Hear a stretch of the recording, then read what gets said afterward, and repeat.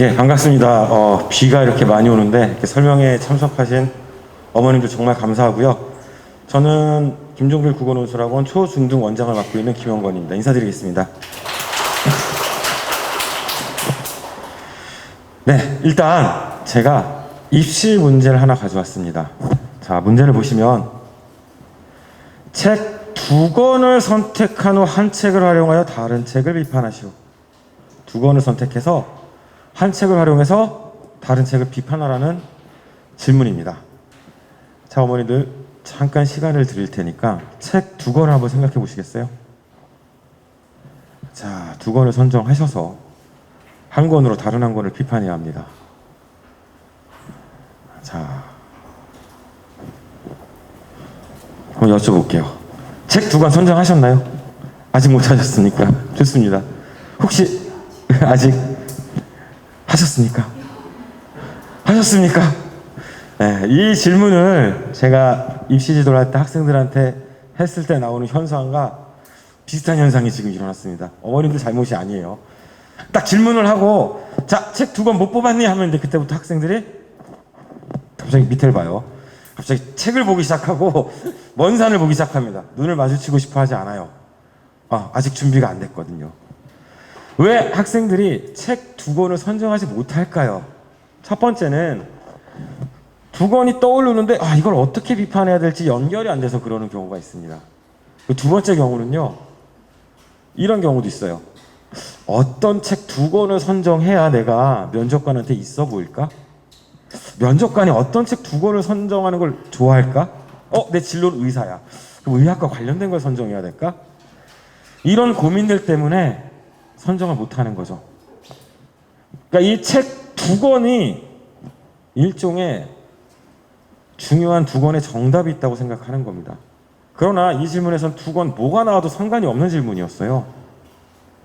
머릿속에 떠오른 책 두 권으로 바로 시작해도 괜찮은 문제였습니다. 우리가 흔히 많이 떠올릴 수 있는 인어공주, 백설공주면 어떻습니까? 상관없어요. 그거로 해도. 어떤 책 두 권을 선택하는지를 보려는 게 아니라 네가 뽑은 책 두 권 갖고 뭘 할 수 있는지를 보려고 하는 그런 질문이었기 때문이에요. 능력을 보려고 하는 거죠. 예컨대 백설공주, 인어공주 뽑았으면 백설공주 굉장히 의존적이죠. 반면 인어공주, 인어라는 운명을 극복하려고 노력하잖아요. 의존적인 인물과 진취적인 인물. 요거 대립구도로 삼으면 되겠다. 이 생각이 머릿속에 딱 돌아야 돼요. 그리고 시작하면 되겠죠. 저는 백설공주와 인어공주 두 권을 선택했습니다. 그리고 인어공주로 백설공주의 의존적인 삶의 자세를 비판하려고 합니다.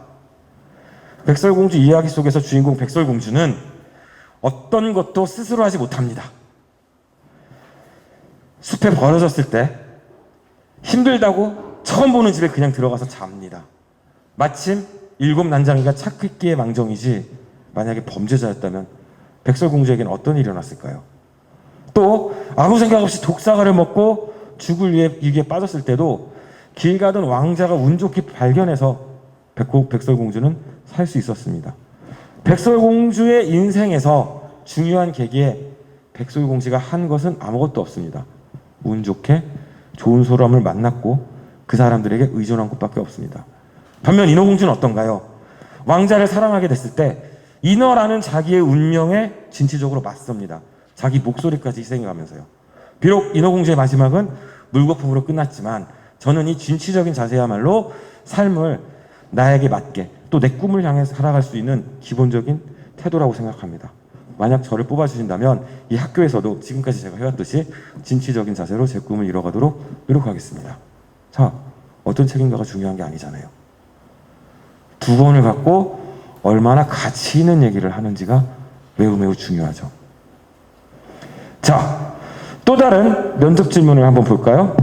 이거는 상산고, 작년인가 재작년 면접 문제인데요. 자, 제시문 하나 줬어요. 이거 젖붙이기와 관련된 거거든요. 가지를 붙였더니 꽃이 되고 아름답게 피어났다. 그러면서 이 제시문에 대한 이해를 묻고 나서 물어보는 게 뭡니까? 글쓴이 변화와 비슷한 예시책 두 권을 연결해 견해를 밝히래요. 자, 너 제시문 이해했지? 그럼 네가 경험했던 네 경험, 네가 네 독서 경험 2개 활용해서 네 입장 얘기해봐. 자, 이것도 지식을 묻고 있지 않죠. 학생이 인상 깊게 읽은 책에 대해서 소개해봐라. 이런 질문이 아니에요. 단순하게. 지식을 주고 활용해라. 적응하고 활용하는 능력을 보려는 질문들이죠. 의대 면접 기출입니다. 서울의대 면접 기출. 이거는 제시문을 보면요. 처음에 동백꽃에 대한 특징, 매화에 대한 특징, 마지막으로 목련에 대한 특징. 세 꽃에 대한 특징을 줬습니다. 그래놓고 질문합니다. 제시문에 나온 꽃들을 인간의 삶에 비유해봐라. 각각의 꽃들이 어떤 인간의 삶의 모습같이 보이는지 얘기해봐라. 지식을 묻고 있지 않죠. 두 번째, 꽃 중 하나 골라서 관련 있는 역사적 인물을 소개해봐라. 역시 이 제시문이라는 지식과 학생이 알고 있는 역사적 인물이라는 지식과 너 이거 2개 갖고 뭐 할 수 있니? 이 질문을 던지는 겁니다. 지식의 핵심이 아니에요. 물론 이 질문에 답하기 위해 어느 정도 지식은 필요합니다. 역사적 인물을 좀 알아야 뭐라도 할 수 있지 않겠습니까? 그렇지만 포인트로 핵심적으로 원하는 건 뭡니까? 이 지식들을 갖고 네가 뭘 할 수 있는지입니다. 그래서 더 이상 성공적인 입시를 위해서는 What you know? 너 뭐하니? 네가 아는 게 뭐니? 이런 질문으로는 불가능합니다. 네가 알고 있는 것, 그걸 묻지 않는 겁니다. 뭡니까? 네가 할 수 있는 것. 너 뭐 할 수 있니? 이 지식들 갖고 네가 뭐를 할 수 있니? 이걸 묻고 있다는 겁니다. 자, 지금 면접만 계속 얘기했잖아요. 그럼 면접 얘기고요. 수능 있잖아요. 수능 정시도 는다는데 수능은 다르잖아요. 이런 생각 하실 수 있거든요. 그래서 수능을 가져왔습니다. 수능이란 뭐냐? 대학 수학 능력 시험의 줄임말이죠. 대학에서 합격할 수 있는 능력이 있는지를 평가하기 위한 시험입니다. 즉 지식을 묻는 게 아니에요. 수학 능력 시험 자체가 지식을 묻던 학력 평가에서 능력을 평가하는 능력 평가, 역량 평가로 바뀌려고 나왔던 시험 제도예요. 학원이나 학생들이 그걸 암기로 하려고 계속 노력을 하죠. 수능 출제 당국은 거기에 맞서서 능력을 평가하려는 방식으로 계속 변화해 왔습니다. 실제로 사례를 볼게요. 2022학년도 수학능력시험 19번 문제입니다. 보기에 작품에 대한 배경 지식을 줬어요. 이걸 읽고서 A2를 해석해봐라. 이 보기라는 지식을 기준으로 A에서 2를 이해해봐라. 이런 질문이에요. 보기에는 뭐 이런 얘기 나왔습니다. 이육사가 초가를 발표하면서 유폐된 지역에서 창작했고 고향을 떠올리면서 시로 형상화했고 계절 흐름에 따라 점점 더 악화되는 일제강점기 현실을 모사했다. 이 특징들을 갖고 A, B, C, D, E를 읽어내서 적절하지 않은 것을 고르라는 겁니다. 자, 보통 학생들이 이거 공부할 때 어떡합니까? 막 줄치죠. 줄치고 이거 의미하는 것은 뭐고 막 이러고 달달달달 외우잖아요. 야, 그거 못 써. 못 쓰게 만들어줄 거야. 그리고 문제를 내는 겁니다. 지식을 묻는 게 아니죠. 네가 이육사의 저 시에 대해서 얼만큼 많이 알고 있는지 우리 관심 없어. 딸딸딸 외워온 거? 너는 안녕. 자, 이 보기에 준 지식 갖고 네가 저 시랑 연결해서 뭘 할 수 있는데 이게 수능에서 핵심적으로 보는 역량이라는 겁니다. 비문학도 하나 가져왔습니다. 작년에 비문학, 해결과 기축통화 문제 아주 헬이었다고 나온 두 지문이었는데 이 중에 기축통화를 좀 가져왔습니다. 자, 기축통화 문제. 어려운 말 엄청 나옵니다. 기축통화, 환율, 금본위 체제, 여기 나오죠. 그 다음에 여기 금태환 조항, 통화, 너무 어려운 말들이 많이 나와요. 평가, 절상, 절하. 이 어휘들 모르면 어렵죠. 어휘 알면 좋아요. 뿐만 아니라 이 어휘는 개념어죠. 배경 지식도 있으면 좋습니다. 그리고 이 배경 지식은 고등학교 안에서 나오기 때문에 고등학교 경제선택 교과서의 한 챕터입니다. 자, 어머니들 걱정하실 거예요. 야, 국어 비문학 하려면 애들이 선택하지도 않은 사회공부도 해야 돼? 아니요. 실제로 이 기출통화 지문에서 가장 정답률이 낮았던 작년 수능 지문 중에 가장 어려웠던 문제 중에 하나인 11번 문제. 이거는요, 어휘를 몰라도 진짜 중학교 수준의 어휘만 알아도, 아니죠, 초등학교도 알 수 있는 어휘만 알아도 풀 수 있었어요. 배경식 필요 없었어요. 증명해 보일게요. 자, 지금 제가 표시해 둔 데만 알면 됩니다. 브레턴 우주 체제, 뭔진 모르지만 이 체제 안에서는요, 금 1온스와 35달러가 언제나 맞교환된대요. 즉, 금 1온스는 온스가 얼마인지도 모르겠어요. 근데 어쨌든 1온스가 이퀄 35달러래요. 그 다음에 가치를 내리는 게 평가절하래요. 더 설명해 주잖아요. 가치를 내리는 게, 가치가 떨어지는 게 평가절하다. 그 다음에 가치를 올리는 게 뭐다? 평가절상이다. 가치가 올라가는 게 평가절상이다. 자, 어려운 어휘 있었나요? 평가절하, 평가절상이 어렵겠죠. 근데 설명 다 해주잖아요. 이 정보 초등학생도 뽑을걸요? 어휘가 어렵지가 않잖아요. 배경지식 없어도 뽑을 수 있잖아요. 이 정보 갖고 문제 풀면 돼요. 다시 볼게요. 자, 답은 5번이었는데 보세요. 브레턴 우주 체제에서 마르크화가 달러화에 대해 평가 절상되면 다른 뭡니까? 달러화보다 가치가 높아지면, 달러화 대비.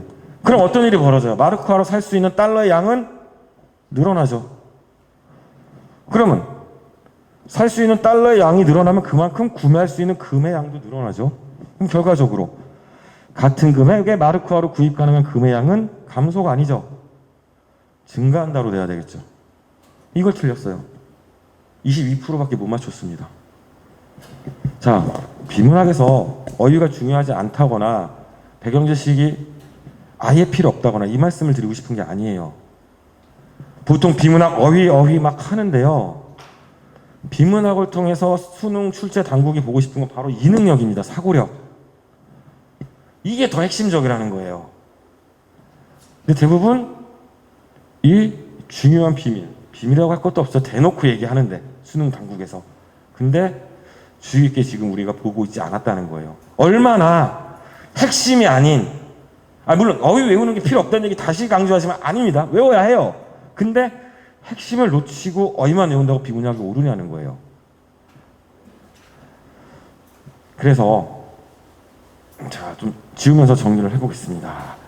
결국은 우리가 보고 있는 대입의 정시의 핵심인 수능 역시 능력을 보는 시험이고, 그래서 이런 식으로 출제가 되고 있다는 거.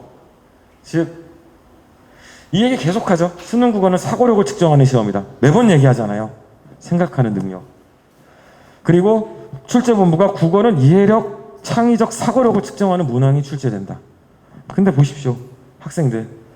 자, 이게 난이도가 높을수록 점수가 높은 거거든요. 수학보다 매년, 요해 빼고요, 매년 국어가 훨씬 어려웠죠. 자, 결국 게다가 계속 국어 만점자가 적었죠. 작년엔 28명밖에 없었어요. 양천구에 몇 명이나 있었을까요? 국어 만점자가. 실제로 의대 떨어지는 친구들이요, 수학 못해서 떨어지는 게 아니에요. 수학 다 잘해요. 국어 못해서 떨어져요. 자, 그리고 그걸 보여주려고 비문학 독서의 비중이 늘어나고 있습니다. 15문제에서 17문제로. 왜? 사고력을 볼 수 있는 문제를 더 늘린 겁니다. 문법 같은 걸 좀 비중을 줄여놓고요. 이게 지금 현재 입시가 가고 있는 길이고, 우리나라가 망하지 않으려면 그런 인재 계속 뽑아야 돼요. 수시란 제도도 그런 인재를 뽑기 위한 제도고요. 이 흐름을 어머니들이 아셔야 돼요. 그리고 이걸 알고 가르치는 학원을 만나셔야 되고요. 그래서 이런 주입식 교육 있죠. 반복적인 암기에 외를 묻지 않는 교육, 수동적인 학습자들. 이걸로는 한계가 있습니다. 물론 내신 딱 앞두고 주입식 교육이 필요하기도 해요. 단기간에 어쨌든 지금 시험을 잘 봐야 되니까. 그리고 기본적인 어휘는 외워야죠. 전 주입식 교육이 아예 필요 없다는 건 아닙니다만은 이것만 해서는 안 된다는 거예요. 이건 어느 정도 기본으로 깔고 그 다음이 있어야 된다는 거예요. 실제로 저희도 내신 때 단기간 학생들 성적을 끌어올리기 위해서는 초반에는 좀 개념 이해로 가지만 마지막에 좀 반복 많이 시켜요. 실수하지 않도록. 근데 놀라운 사실은 뭐냐면 정규 수업 때는 그래도 우리가 주입식이 아니라 아까 말했던 역량, 능력을 강화시키는 교육을 하거든요. 실제로 놀라운 사실이 이번에 신규로 들어온 학생들과 기존에 정규를 다녔던 친구들 사이에 지금 성적 격차가 굉장히 심합니다. 왜? 역량을 키우는 교육을 받았던 친구와 그렇지 않았던 친구가 이해하는 속도의 차이가 있고 동시에 문제 적용하는 능력의 차이가 있기 때문이에요. 혹시 여기 오신 어머님 중에 그런 친구 있을 수도 있어요. 우리 애는 국어학원 안 다녀도 그걸 너무 잘해요. 감사해야 돼요. 그 학생은 이 역량이 물론 제가 대입도 해보고 했었을 때 정말 탑 클래스 애들은 안 가르쳐도 그 역량이 길러진 애들이 있어요. 그러니까 탑 클래스를 하는 거예요. 그럴 자질이 보이는 친구입니다. 감사하세요. 근데 대부분의 친구들은 이런 방식 때문에 오히려 역량이 약화되죠. 생각을 안 하니까. 시험 문제 딱 보면 개념을 적용해서 풀 생각이 하는 게 아니라 내가 옛날에 이거 어떻게 했더라. 기억을 더듬어요. 주입식인지 아닌지 보는 건 이거 보면 돼요. 수학 문제 풀 때 잘 안 풀려? 배운 개념으로 적용할 생각이 아니라 옛날에 본 거 같은데 어떻게 했었지? 기억을 떠올려요. 후자로 가면 고등학교 때, 입시 때 힘들어질 겁니다. 너무 많은 사례들을 봤어요. 그래서 이제는 창의적인 역량, 융합적인 역량, 자기주도적인 역량을 키워주는 교육이 필요합니다. 자, 농부가 하나 있죠? 이 농부가 많은 양의 농업 생산물을 얻으려면 어떻게 해야 될까요? 일단 논이 많아야 돼요. 이건 전 지식이라고 생각합니다. 어느 정도 지식이 필요합니다. 논만 많으면 될까요? 농사를 하나도 모르는데? 못 내기를 해야 되는데 뭐를 저기서 던져요. 잘 꼽힐 것 같다고. 될까요? 안 되는 겁니다. 농사기술, 즉 논이 아무리 많아도 이 논에다가 많은 벼를 키울 수 있는 기술이 있어야 됩니다. 이게 사고력이라고 할 수 있겠죠. 이 두 개가 합쳐졌을 때 비로소 생산성이란 역량이 발휘되는 겁니다. 지금의 입시는 고입도 대입도 이 역량을 보려고 하는 겁니다. 그래서 저희는 내신은 일단 학생들이 좋은 성적을 맞을 수 있도록 거기에 초점을 맞추지만 정규 수업에서는 핵심적인 개념들을 학생들이 습득하고 그 개념을 다양한 지문들에 활용할 수 있도록 활용하는 이 역량을 키워주고 있습니다. 그리고 독서토론 수업 역시 이 역량의 기초는 사고력이겠죠. 그 사고력을 키울 수 있는 수업을 하고 있습니다. 자, 그래서 제가 오늘 우리가 어떤 교육을 하고 있냐, 우리 정규 수업의 특징이 뭐냐, 바로 이 역량교육이라는 특징을 말씀드리면서 그럼 이 역량교육이 각 분야에서 어떻게 적용되고 어떻게 학생들이 수업을 하고 있는지는 이제 먼저 독서토론 논술부터 김효진 선생님께서 나와서 소개해 주도록 하겠습니다. 자, 박수로 좀 환영해 주시죠. 안녕하세요. 김종기 국어논술학원에서 이제 독서토론과 국어 수업을 맡고 있는 김효진입니다. 앞에서 역량 교육에 대해서 얼마나 중요한지 많이 말씀을 해주셨기 때문에 저는 이제 이 역량 교육을 어떤 식으로 길러내고 있는지를 말씀드리려고 해요. 우선은 저도 면접 질문 하나 가지고 왔는데요. 자, 제가 제 질문을 좀 간단하게 읽어볼게요. 로봇을 보조교사로 사용하면 교사의 역할 중 많은 부분을 대신할 수 있어서 좋은 결과를 가져올 것이다. A 지문이고요. B 지문은 로봇은 감정을 느낄 수 없기 때문에 보조교사로 사용하는 것은 적절하지 않다입니다. 자, 이 둘 중에서 어떤 것이 더 맞을까에 대한 질문인데요. 어머님들, 우리 학생들 한번 떠올려 보세요. 잘 대답할 수 있을까요? 대답하는 모습이 아마 그려지지 않으실 텐데요. 사실은 이것은 이제 AI가 감정을 가졌다고 판단할 수 있는지에 대한 것에 먼저 생각이 있었어야 되는 그런 질문이었습니다. 생각보다 보편적인 것들에 대한 질문들이 많은 편인데요.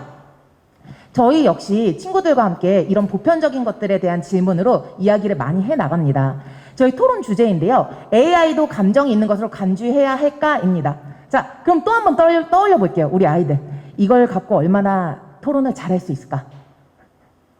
잘 상상이 안 되시죠? 네. 아이들이 이런 질문에 대해서 대답을 하기를 어려워하는 이유는요. 일단은 이게 내 삶과 너무 동떨어져 있다고 생각을 해서예요. 많은 보편적인 질문들에 대해서 내 삶으로 가져오지 못하는 거죠.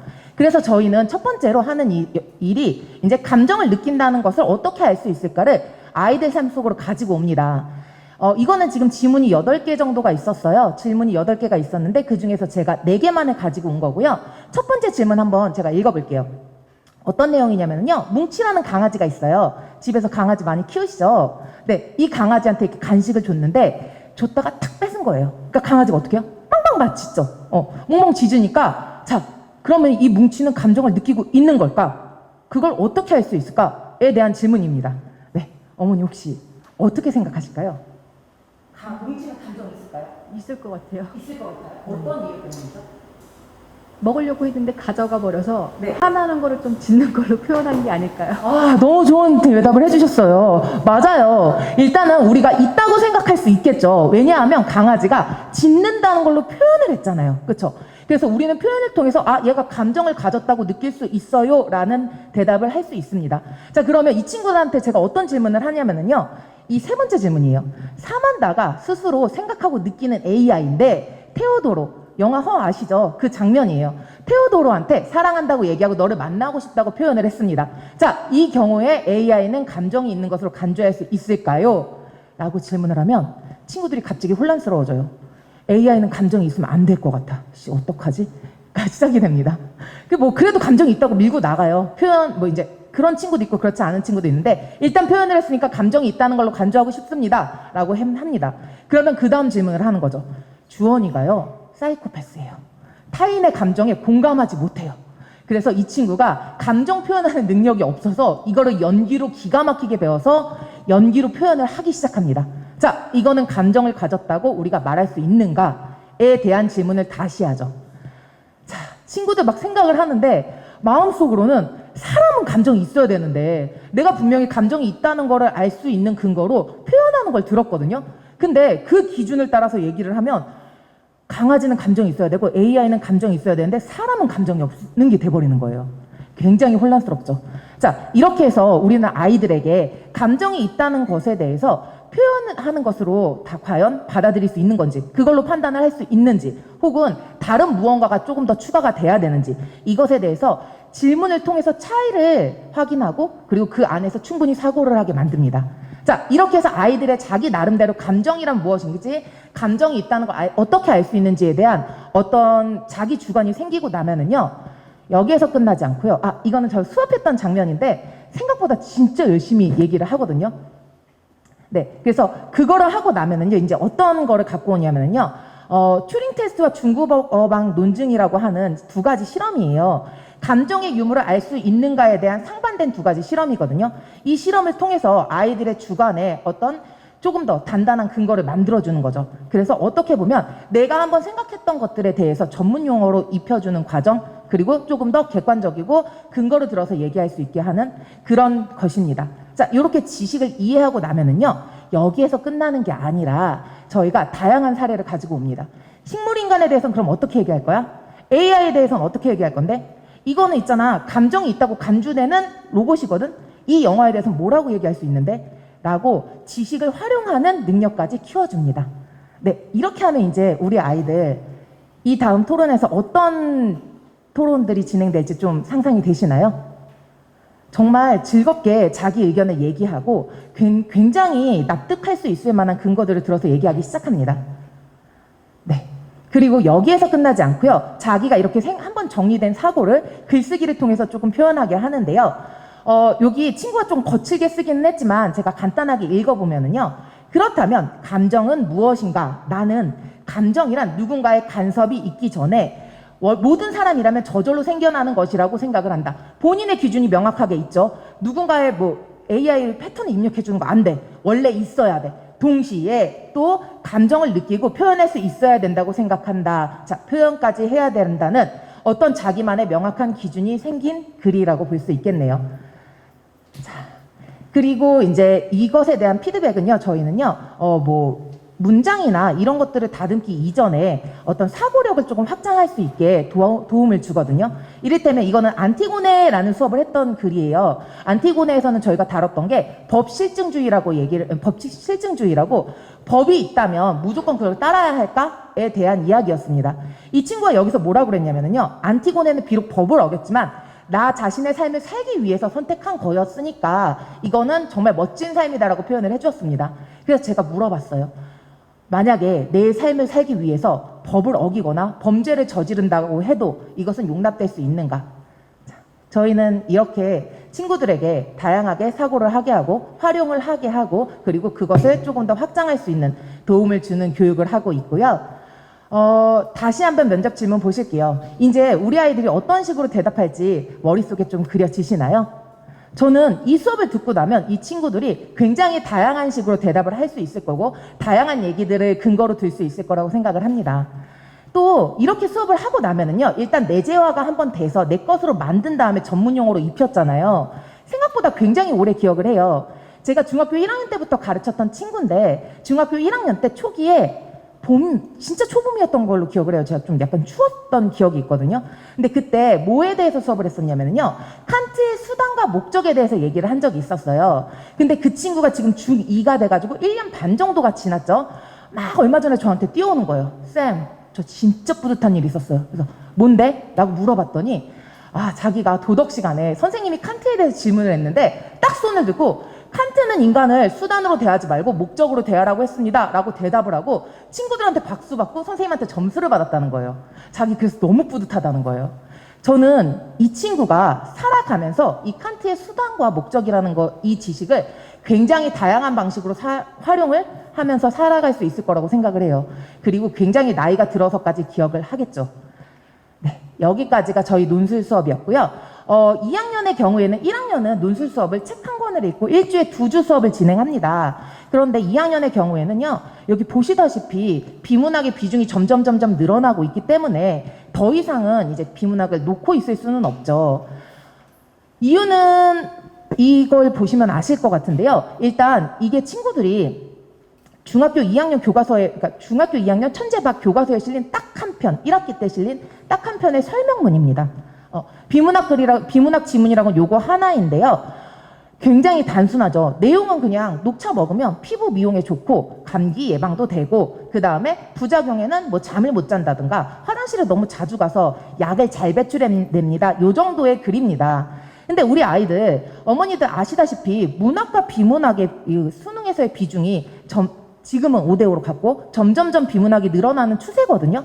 그런 추세인데 문학은 진짜 빠르게는 초등부터 고3까지 쭉 학습을 하죠. 그런데 비문학은 이 친구들이 학습할 기회가 없어요. 접하는 비문학이 요 정도 비문학인데 중학교 2학년, 3학년에서 이런 비문학을 접하고 고등학교 1학년 가서 딱 문제를 풀면 평가원 문제입니다. 지문 길이부터가 다르죠. 조금 더 있어요. 반 페이지 더 있는데 제가 일단 가지고 이렇게 반만 잘라가지고 가지고 온 겁니다. 내용은 어떤 내용이냐면요. 헤이빙, 북극의 얼음이죠. 북극의 얼음은 왜 안 녹냐 이거예요. 우리 어머님들 이렇게 아이스 커피 사시면 차가운 물에 얼음이 담겨 있는데 녹잖아요. 이거 좀 천천히 넣어놓으라고 냉장고에 넣어놔도 녹잖아요, 결국에는. 근데 왜 북극 얼음은 안 녹느냐는 거예요. 이거에 대해서 과학적으로 풀어낸 글이거든요. 이 친구들, 우리 아이들이 이거를 읽고 어떤 식의 문제를 풀어야 하냐면요. 석빙고 제시문이 나옵니다. 석빙고의 얼음을 어떤 식으로 보관해야지 가장 오래 보관할 수 있는가에 대한 문제를 풀어야 됩니다. 이거는요, 어머님들, 이 친구들한테 어떤 걸 요구하고 있냐면요, 아까 말씀하셨듯이 이 글을 읽고 활용해서 이 지식을 어떤 식으로 풀어낼 수 있을지 합당한 대답을 내놔라, 이런 식의 문제입니다.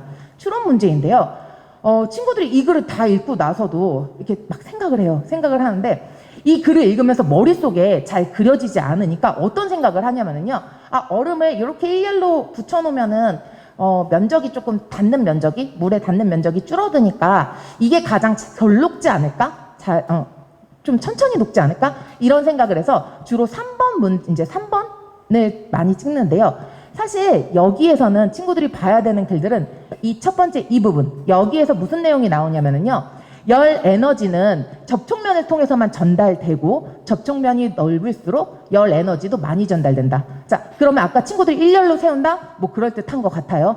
근데 이쪽을 보면 그렇지도 않아요. 보면 무슨 얘기가 나오냐면 한 변의 변의 길이가 1cm인 정육면체 얼음을 8개를 붙여놓으면 한 변의 길이가 2cm인 정육면체로 만들 수 있다라는 내용이 나오고요. 이 밑에서는 그래서 접촉면의 면적이 두 배가 줄기 때문에 녹는 시간이 2배가 늘어납니다라는 내용입니다. 그러면 우리 친구들이 이런 것들을 제대로 읽고 제대로 활용을 했다면 답은 5번 얼음을 정육면체 한 덩어리로 만들어서 보관해야 된다를 뽑을 수 있었어야 되죠. 자, 우리 아이들 비문학 수업이라든가 비문학 제시문을 제대로 읽은 적이 없기 때문에 이런 문제를 굉장히 어려워하는데요. 저희는 그래서 비문학 수업에서 이 비문학에서 핵심어가 뭔지, 그리고 그거에 대한 근거들이 어디 있는지, 그리고 문제를 풀 때 어떤 식으로 근거를 찾아야 되는지에 대해서 수업을 하고 있고요. 이렇게까지가 저희 논술과 비문학 수업이었습니다. 저희는 어머니 논술과 비문학 수업을 통해서 친구들이 제대로 읽고 제대로 생각하고 그 다음에 제대로 활용할 수 있는 그런 능력들을 좀 키우고자 하는데요. 어머님들께서 친구들을 학원에 보내는 이유가 단순히 너 나중에 커서 돈 잘 벌어라가 아닐 거예요.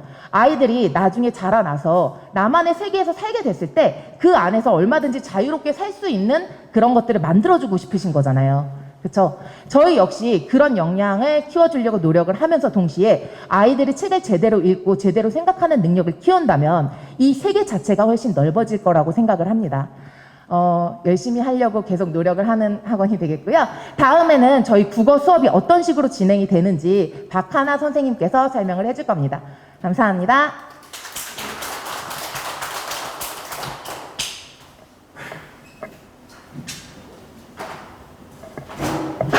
네, 안녕하세요. 오목관에서 2학년을 담당하고 있는 박하나 강사입니다. 제가 근데 이거 하기 전에 양해의 말씀 하나만 드릴게요. 제가 코로나 후유증으로 목이 극심하게 건조한 현상이 있어서요. 중간에 물을 한두 번 마실 수 있어서 그거 한번 이렇게 양해 말씀드리고 시작하겠습니다. 자, 이제 저희 수업 국어, 문학과 문법 수업은 어떻게 진행이 되느냐 설명을 드리고 갈 건데요. 실제 저희가 어떤 내용을 배우는지 구체적인 사례를 들어가면서 설명을 드리겠습니다. 자, 일단 문학 작품인데요. 보시면 아시겠지만 다양한 출판사에 실린 작품을 공부하고 있습니다. 여기 뭐 창비출판사, 미래엔, 지약사, 천재노 이렇게 다양한데 그럼 이렇게 다양하게 하면 어떤 효과가 있을까요? 뭐 배경 지식이 많아지겠죠, 당연히. 근데 단순히 그런 측면이 아니라 굉장히 중요한 이유가 있습니다. 이렇게 다양한 문학 작품을 우리가 섭렵을 하면 어떤 점이 좋느냐 그걸 설명드릴 건데요. 저희가 배우는 작품 중에서 이거 동백꽃이란 작품인데 소설에서 정말 중요한 내용이 뭐냐면요. 이론적으로 일단 저희가 이론을 학습을 합니다. 서술자의 시점, 위치라는 내용을 먼저 학습을 하는데요. 이게 굉장히 중요한 이론이거든요. 그래서 제가 아이들한테 이런 내용을 합니다. 본문 내용을 학습하기 전에 얘들아 이거 1인칭 주인공 시점이야. 자, 1인칭 주인공 시점이란 소설 안에 나가 등장하면 돼. 나. 근데 이 나가 누구냐면 나가 주인공이야, 주인공. 그러면은 나가 등장하고 이 나가 주인공으로서 어떤 효과가 나오는지 우리 본문을 통해서 살펴보자 라고 하면서 저희가 본문에 들어갑니다. 어머니들이 이거 동백꽃이라는 작품 다 어렸을 때 배우셨을 거예요. 혹시 기억나실까요? 나가 주인공으로 나오고요. 점순이가 나왔는데 기억하실까요? 굉장히 유명한 대사가 있잖아요. 여기서 점순이가 나를 굉장히 좋아하는 역할로 나옵니다. 그래서 점순이가 감자를 주죠. 네 집엔 이거 없지? 이렇게 줘요. 근데 얘는 이걸 몰라요. 이런 장면들이 많이 등장을 하거든요. 그리고 점순이가 얘가 너무 좋다 보니까 항상 옆에 이렇게 돌아다니면서 맨날 질문을 해요. 얘 너 혼자 일하니? 이렇게 질문을 하면 얘는 그걸 몰라요 또. 왜 물어봐? 이러면서 막 이런 장면도 등장하거든요. 저 계집애가 더위를 먹어서 미쳤나? 왜 자꾸 저러는지 모르겠다. 막 이런 장면도 등장을 해요. 그럼 아이들은 이걸 학습을 하면서 얘들아 어떤 거 같아? 1인칭 주인공 시점이야. 얘들아 누구의 심리가 잘 드러나? 당연히 나 주인공의 심리가 잘 드러나. 얘들아 그러면 누구의 심리는 잘 안 드러나? 점순이의 심리는 우리가 모르잖아. 그럼 우리 점순이의 심리 어떻게 할 수 있어? 우리 근데 점순이의 심리 짐작할 수 있잖아. 어떻게 짐작해? 그렇지. 점순이의 겉으로 드러나는 행동. 대사를 통해서 우리가 짐작할 수 있지. 이런 식으로 아까 배웠던 이론적인 개념이 어떻게 드러나느냐를 학습을 합니다. 그러고 나면요. 저희가 문제, 이거에 관련된 확인 문제를 푸는데요. 자, 그럼 이렇게 나로 설정하여 얻을 수 있는 효과가 무엇일까? 자, 얘들아, 그럼 1번 객관적으로 전달하는데 이게 무슨 말이야? 그럼 아이들이 이거 아까 안 배웠는데요? 라고 얘기를 합니다. 얘들아, 할 수 있어. 우리가 객관적이라는 건 무슨 뜻이야? 누구나 봐도 사실인 거잖아. 근데 여기서 누구의 심리가 드러나? 나가 얘기를 하는 거잖아. 그럼 이건 객관적인 게 아닌 거지. 어떤 거야? 주관적인 것이지. 그러니까 답이 아닌 거지, 얘들아. 그리고 나가 점순이가 누가 봐도, 독자가 봐도 점순이가 나를 좋아하는 게 우린 느껴지는데 나는 몰라. 왜? 어수룩하고 순박하고 순진하기 때문에. 그러니까 2번이 답인 거지. 그 다음에 아까 얘기했지만 점순이의 속말 우리 알 수 없어. 행동과 대사를 통해 알 수 있어. 그리고 나의 심리를 구체적으로 알 수 있지. 이렇게 문제까지 완료를 해서 이론을 정확하게 학습을 했는지 이해를 했는지 알고 갑니다. 자, 그러고 나서 아이들이 이게 1인칭 주인공 시점이구나 라는 걸 알아가요. 근데 이제 몇 주 지나면 또 다른 작품을 배우는데 문제 보시면 아시겠지만 이게 1인칭 주인공 시점이거든요. 근데 나가 2명이 등장해요. 그럼 아이들이 2명 이런 거 안 배웠는데요? 그럼 제가 얘기를 합니다. 얘들아, 이거 할 수 있어. 너무 쉬워. 1인칭 주인공 시점인데 나가 2명 등장할 수 있지. 그럼 한번 우리가 그냥 가볍게 한번 생각을 해보자. 우리가 지금 한 공간에 있어. 선생님이 나가 되어서 한번 서술을 해볼게. 와, 오늘도 아이들과 수업을 하고 있다. 아이들이 날 쳐다보고 날 동경하고 있다. 역시 난 최고의 강사야. 자, 선생님이 나야. 근데 너가 이제 나가 돼서 서술을 해보는 거야. 이 장면을. 와, 오늘도 박하나 선생님은 정말 부담스럽다. 소리도 크고 나에게 얼굴을 들이민다. 자, 어떤 느낌 들어, 얘들아? 어떤 효과가 있는 것 같아? 그럼 아이들이 막 손을 들어요. 선생님이랑 얘랑 생각한 게 다르네요? 그렇지, 그게 답이잖아. 뭐야? 한 사건에 얽힌 두 사수자의 심리가 모두 파악될 수 있어. 얘들아, 1인칭 주인공 시점 배웠어. 근데 이렇게 조금 다른 문제가 나왔어. 떨지 마. 풀 수 있어. 하나의 개념을 익히고요. 다양한 작품을 만나면서 그 개념을 확대시키고 적용시킬 수 있는 사고력을 키워주는 겁니다. 이렇게 개념 있는, 이렇게 깊이 있는 개념을 학습하고 다양한 작품을 적용을 해보고요. 그 다음에 이런 문제들은요, 저기 목일중학교 시험에 나오기도 했는데 지금 현재 모건중이랄지 여러 학교에서 이런 문제 굉장히 잘 나오고 있고요.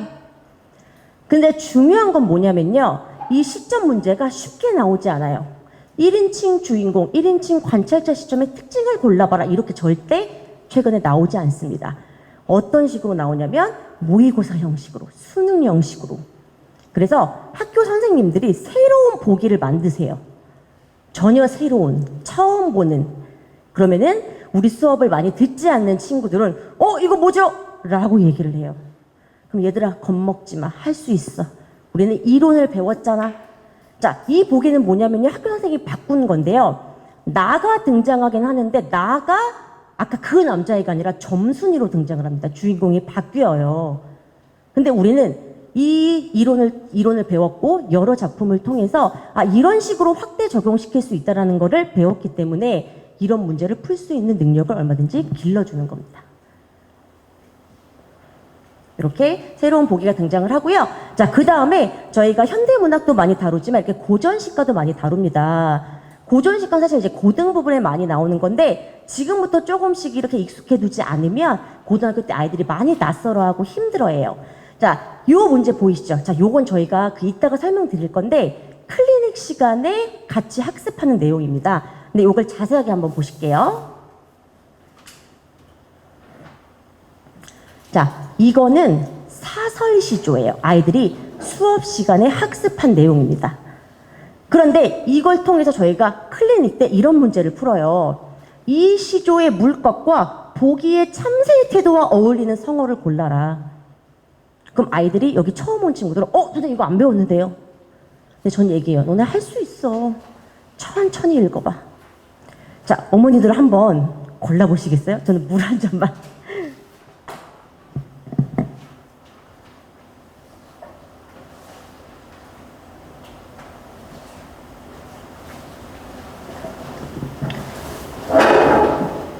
혹시 여기 부모님들 이렇게 자 한번 해보겠습니다. 자 이거 수업 시간에 한번 저희가 배운 내용인데요. 간단하게만 설명을 드리자면 이 몸이 살고자 했더니 나를 무는 것들 곤충들이 많아서 못 살겠대요. 그래서 그 곤충들의 예시를 나열을 해준 겁니다. 어떻게? 비파같이 생긴 빈대 같은 애도 있고 사령, 관리같이 생긴 등해라는 애도 있고 각다기, 큰 모기도 날 물고 사마귀도 날 물고 이런 식으로 종류를 나열을 해줍니다. 그러면서 그 중에 차마 날 못 견디게 하는 것은 이 더운 날에 쉬파리라는 놈이다. 자 얘들아 여기서 나온 물것들이 나를 어떻게 하는 것 같아? 그럼 괴롭혀요, 힘들어요. 그렇지. 근데 이거 평민이 쓴 시다? 그럼 평민들을 괴롭히는 게 누굴 것 같아? 여기 위에 사람들이요 막 해요. 그렇지. 이거는 뭐냐면 백성들을 수탕하는 관리들을 비판하는 사설시조야. 자 이거를 저희가 수업 시간에 학습을 하고 클리닉 때 이 문제를 풀어요.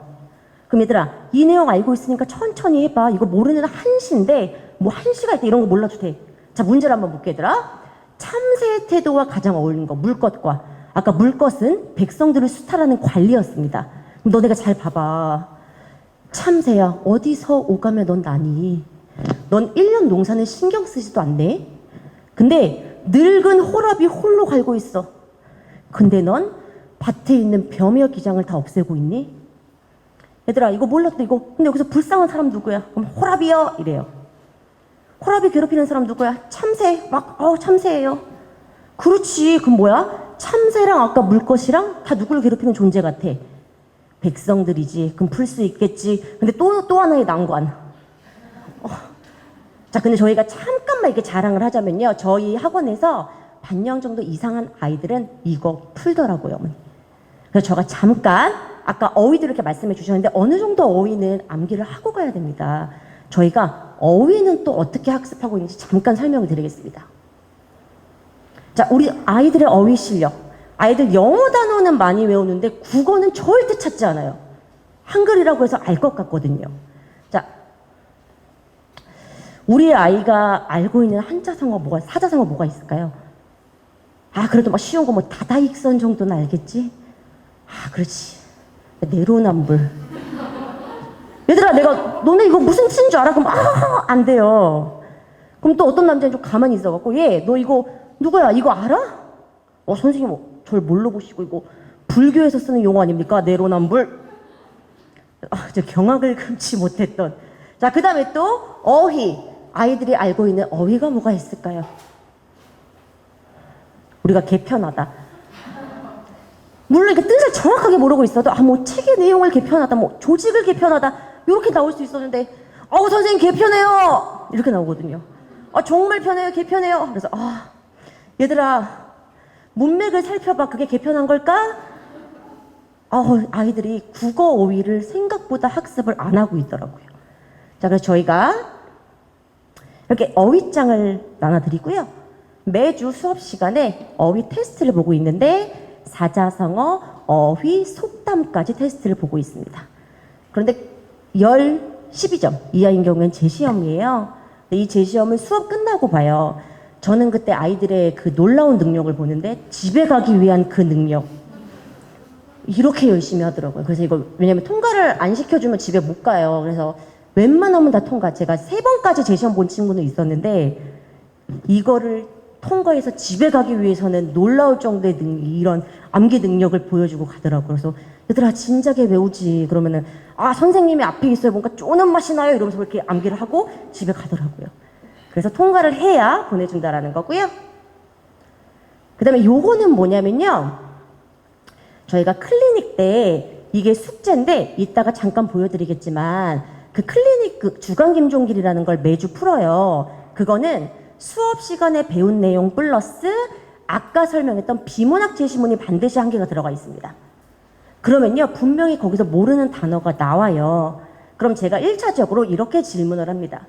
얘들아 앞뒤 내용 읽어보고 단어 뜻 너네가 유추할 수 있을 것 같아. 짐작해봐. 그럼 어떻게 좀 그래도 거의 비슷하게 나와요. 그러면은 그 단어 쓰고 뜻 적어보고 같이 그 단어가 적힌 문장 한번 적어보고 너네가 그 단어가 들어간 문장 한번 만들어보자. 사실은 가장 좋은 어휘는 내가 읽은 거에서 그 텍스트 안에서 이 단어가 어떻게 쓰이는지 그게 가장 중요하거든요. 그래서 클리닉 시간에도 아이들이 어휘 능력을 향상할 수 있도록 이렇게 지도하고 있습니다. 자, 이제는 문법 내용으로 넘어오겠습니다. 여기를 보시면 이거 초등학교 내용이거든요. 근데 이게 보이시겠지만 사과나무가 있어요. 얘는 사과와 나무로 쪼갤 수 있는 말이야, 얘들아. 이게 뭐야? 복합어라는 거야. 그런데 사과는 쪼갤 수 없어. 쪼개면 의미가 상실해버려. 이렇게 쪼갤 수 없는 말이 단일어야. 이게 초등학교 고학년 때 잠깐 배웁니다. 그러면서 여기 복합어에서 파생어, 합성어 이런 내용을 조금 배우거든요. 근데 갑자기 이걸 왜 말씀을 드렸냐면 중학교 때 이 개념이 다시 등장을 하는데 이 개념만 하나의 단원에서 다루지 않아요. 근데 이 내용은 저희가 2학년 2학기 시험 내용이에요. 시험범인데 학교에서 이런 식으로 갑자기 전미사와 결합되는 경우에 이렇게 발음하라고 나와요. 이게 표준 발음법에 대한 파트거든요. 아이들이 몰라요, 이거를. 그래서 사실 이거 대충 그냥 이런 거 이렇게 설명할 수도 있지만 정확하게 깊이 있게 이 문법을 알고 가기 위해서 저희는 수업을 진행하고 있고 이 파트 같은 경우에는 특히 고등학교 모의고사 수능에서도 이어지는 단원입니다. 그래서 저희 수업 시간에 이렇게 지금 방금 말씀드렸던 단원을 다루고 있어요. 이렇게 뭐 접사, 합성어 나오는데 이 단어만 따로 배워서 너네가 지금 2학년 때 배우는 그 문법을 더 심도 있게 이해할 수 있도록 나아가서 고등학교 문법까지 너네가 연결이 될 수 있도록 그렇게 수업을 진행하고 있습니다. 이렇게 저희 수업 내용이고요, 실제. 자, 그 다음에 지금 이거 목동중학교 3학년 기말고사인데요. 의문의 체계라는 파트예요. 근데 저희가 3학년 내용인데 저희 교재에 2학년 때 다루고 있습니다. 근데 3학년 내용을 왜 지금 다루느냐? 선행이라는 그냥 간단한 이유가 아니고요. 지금 여기 보시면 비음, 유음 이런 개념이 나오거든요. 근데 이 개념이 2학년 때 문법에 자주 등장하는 개념이에요. 그래서 단순히 그냥 3학년 때 걸 먼저 하는 수준이 아니라 3학년의 단원이지만 너네가 먼저 이걸 학습하면 2학년 때 학교에서 나오는 문법 시험을 제대로 이해할 수가 있거든요. 그래서 저희가 통합적인 문법 실력 말씀드렸지만 지금에도 좋고 나중에 고등학교 때까지 이어나갈 수 있는 이런 단원을 진행하고 있고요. 이 단원 역시 고등학교 때 모의고사, 수능에까지 나오는 단원입니다. 이렇게 저희는 문법을 당연히 2학년 때 거 많이 학습을 하지만 이것 2학년 때 다루는 단원을 심도 있게 이해할 수 있고 나아가 고등학교 때까지 이어나갈 수 있도록 문법 수업을 진행하고 있습니다. 자, 이제 저희 클리닉으로 넘어갈게요. 클리닉 많이 저희 들어보셨죠? 클리닉에서는요, 수업 시간에 배운 내용을 오롯이 자기 것으로 만드는 시간이라고 생각해 주시면 될 것 같아요. 정규 수업은 어느 정도 이렇게 일방향적으로 될 수밖에 없기 때문에 아이들이 이거를 온전히 이해했는지를 알 수가 없습니다. 근데 이제 클리닉 때 저희가 주간 김종길이라는 걸 나눠줘요. 이거를 같이 풀어보고 오답 노트를 만들어 보면서 수업 시간에 배운 것을 자기가 이해하고 다시 암기하고 아까 말씀드린 것처럼 사고력을 키우는 문제까지 풀고 갑니다. 자, 이거 실제 저희 주간 김종길이고요. 여기 보시겠지만 굉장히 빼곡하게 오답 노트를 만들고 집에 보냅니다. 근데 여기 처음 온 친구들은 제가 딱 느꼈던 게 와, 아이들이 혼자 공부하는 걸 힘들어하는구나, 모르는구나. 아예 모르는가를 느꼈던 게 뭐냐면 이걸 저희가 숙제로 내줘요, 어머니들. 그러고 나서 오면은 저희가 해설지를 주면서 자, 채점하고 너네가 해설지를 보면서 이렇게 해설 오답 노트를 만들어봐. 그리고 나오면 선생님이랑 1대1로 선생님이 요거를 조금 체크해 줄게.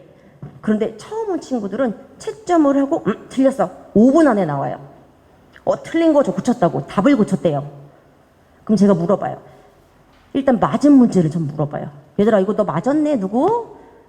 이게 왜 틀렸어? 그러면 대답을 못해요. 왜냐하면 생각보다 아이들이 감으로 맞춘 답이 굉장히 많습니다. 그러면은 너가 이것을 어떻게 오답 노트를 만들고 어떻게 다시 수정을 하고 어떻게 너가 다시 이것을 너의 것으로 만드는지 선생님이 알려줄게. 그래서 사실은 이거 주간 김종일 풀고 클리닉 때 하는 게 저는 자기주도 학습, 이걸 어떻게 내가 하는 건지 그거를 많이 키워주면서 더불어서 지식적인 측면도 많이 전달을 해주려고 노력을 하고 있습니다. 그러니까 학습 능력을 키워주는 것 또한 아까 말씀드린 것처럼 온전히 자기 것으로 만드는 시간이라고 생각해 주시면 되고, 이렇게 매주 비문학 문제도 풀고 있습니다.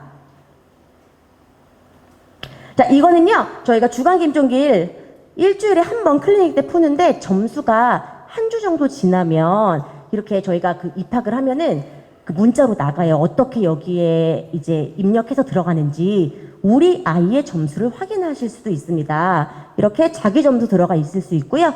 평균 점수, 그 다음에 뭐 상위권 30% 애들은 몇 점 이상이냐 이런 식으로 점수 객관적으로 판단하실 수 있습니다. 그 다음에 저희가 책 한 권을 끝나면 또 한 번 시험을 보는데 종길고사라고 해요. 그래서 너네가 이 책 한 권을 읽고 이것을 열심히 했는지 그것도 확인할 수 있는 시간도 있습니다. 자, 저희 수업 문학 문법은 매주 진행이 되는데 문학과 문법 거의 격주로 진행이 된다고 생각해 주시면 되고요. 아까 선생님께서 설명해 드린 것처럼 비문학과 독서 격주로 수업이 진행이 됩니다. 자, 저희 숙제는 주간 김종일 풀어오는 거, 어휘 암기해 오는 거, 그리고 독서 수업은 2주에 한 번이기 때문에 2주에 한 번씩 책 읽고 글 써오는 숙제가 과제로 나가고 있습니다. 자, 저희 정규 수업 시간표고요. 어머니들이 그거 많이 질문을 해주시더라고요. 저희가 이번 여름방학 7월부터 최상위반을 만들었어요. 그래서 최상위반은 일요일 6시 타임에 저희가 진행이 될 거고요. 최상위반은 시험지가 저희가 따로 있고 그 시험을 통과를 해야 들어올 수 있기 때문에 지원하셔서 아이들이 얼마든지 볼 수 있도록 할 수 있습니다. 요거 한번 봐주시고요. 네, 그래서 지금까지 이제 문학 문법 수업 설명을 한 박하나 강사였습니다. 감사합니다. 네, 지금까지 저희 그 설명회 들으시느라 너무 고생 많으셨고요. 지금 잠깐 어머님들 질문 있으시면 질문 받는 시간, 그리고 요거 잠깐 설명해 드릴게요. 저희 그 카카오톡 채널에 김종길 검색하면요, 이렇게 우리 학원 이름이 뜨거든요. 요거 이렇게 등록을 하시면 우리 특강, 이번에 여름방학 특강 정보도 알 수 있고, 그 다음에 혹시 오늘 고교 선택 전략, 요거 받으셨죠? 요거 파일로도 받으실 수 있는 그런 기회가 있으십니다. 그리고 오늘 우리 특강 안내고요. 그리고 지금 Q&A 시간에 어머님들 그 나눠주신 거 보면은요, 그 신청서가 있을 거예요. 그걸 작성해서 나가실 때 여기 5층 데스크에 계신 실장님께 주시면요, 저희가 상담 전화 및 등록 안내 전화 드릴 거니까요. 그 받으신 거 보시면 하나 있죠? 그 빨간 거. 어떤 거죠? 네네. 요거 혹시 관심 있으시면 요거 좀 작성해서 나가실 때 저기 5층 바로 옆입니다. 데스크 실장님께 주시면 감사하겠습니다. 정말 수고 많으셨습니다. 비 오는데 조심히 들어가십시오. 감사합니다.